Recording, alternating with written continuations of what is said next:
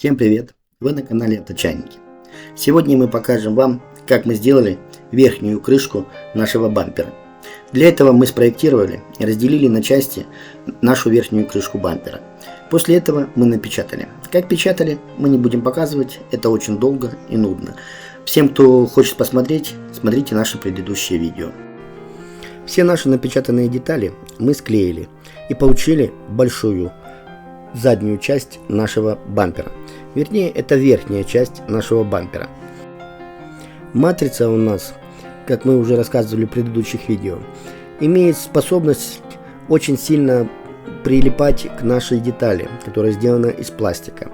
Чтобы этого не произошло, мы нашу деталь, которую напечатали из пластика, покрываем так называемым скотчем алюминиевым или фольгой, кому как удобно. Мы всю напечатанную деталь покрываем алюминиевым скотчем. Эта фольга даст возможность, повторюсь еще раз, очень легко отделить две части. Поэтому, после того, как мы нанесем на фольгу, мы все равно наносим воск. Это нужно для того, чтобы фольга как можно меньше оставалась на нашей детали, вернее на матрице. После того, как обклеили эту деталь, она какая-то получилась космическая. Напишите в комментариях, как вам эта деталь. После этого мы начинаем наносить стекломат с полиэфирной смолой. Так как деталь сложная, мы разделили ее на две части. Это верхняя часть, которую мы нанесли стекломат с полиэфирной смолой, а также будет нижняя часть. Как вы видите, у нас есть разделительная полоса, которую мы также обклеиваем после высыхания нашим скотчем, вернее алюминиевой фольгой. Если бы мы этого не сделали, то вытянуть нашу деталь из пластика мы бы вытянули. Повредив ее, конечно, можно было бы даже разорвать ее, но после того нам нужно было бы делать готовую деталь. А готовую деталь таким образом достать было бы невозможно. Покрыв эти две части полиэфирной смолой, мы их достаем и скручиваем между собой обычными шурупами. В данном случае у нас было в большом количестве кровельные шурупы, мы скрутили кровельными шурупами. После этого готовую матрицу мы покрываем всю гель-коатом. Как вы помните из прошлых наших видео, гель-коат у нас черного цвета. И мы начинаем наносить наши детали. Так как у нас структура довольно-таки сложная, модель очень сложная, мы начинаем с изгибов. Вот полиэфирная смола, которую мы наносим. Нужно немножко, чтобы она подсыхала, иначе просто-напросто все заваливается. После подсыхания мы продолжаем накладывать полиэфирную смолу и стекломат. Многие могут сказать, что мы правильно делаем или неправильно делаем. Повторюсь, мы это делаем первый раз. И мы делаем так, как мы считаем на данном этапе нужно или правильно. Если кому-то что-то есть сказать или еще что-то, ждем вас в комментариях.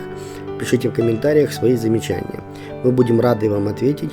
И плюс будем рады услышать новое мнение и понять, что же мы не так делаем. Но мы продолжаем. Дав высохнуть наши детали 72 часа, мы решили обрезать все лишнее. Обрезаем все обычной болгаркой. Хочу напомнить вам, что работа с полиэфирной смолой, которая является очень сильно ядовитой, нужно в очень проветриваемых помещениях. Как вы видите, мы работаем на улице.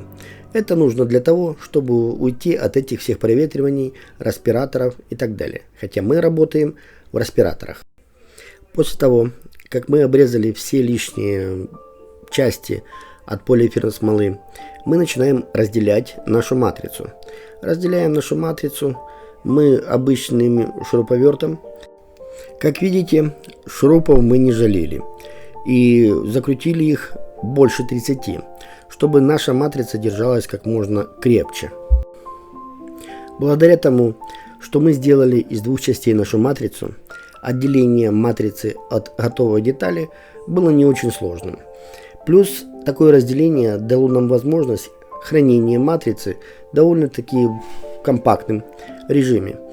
Так как мы говорили, что мы больше не будем делать других кузовов Lamborghini, но пока наша матрица еще пригодится нам для того, чтобы вдруг не получится какие-то детали, вдруг не получится какие-то наши задумки, и нужно будет переделать готовую деталь.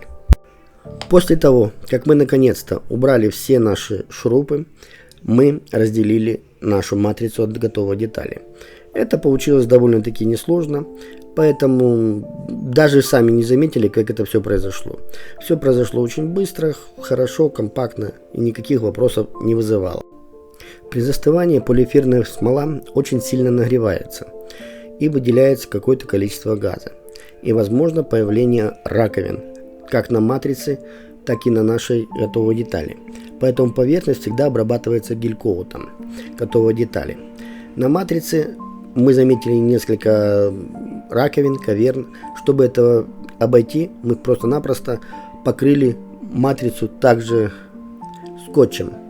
Вот лежит матрица, вот готовая деталь. Вот вторая часть матрицы, которая прикрепляется к первой части. Ну что ж, осталось убрать остатки нашего скотча с готовой детали. И вот что получилось на нашей готовой детали. Очень сильно хотелось посмотреть, как же наша готовая деталь стыкуется с другими деталями, которые мы уже сделали. А это верхняя крышка двигателя и боковые крылья. И вот как оно все получилось. Для того, чтобы посмотреть, что же происходит дальше на нашем канале, подписывайтесь, ставьте лайк, ставьте колокольчик после подписки, чтобы не пропустить наши новые видео. А я всем желаю спокойного дня, чистого неба и никакой войны. Спасибо. С вами канал Авточайники.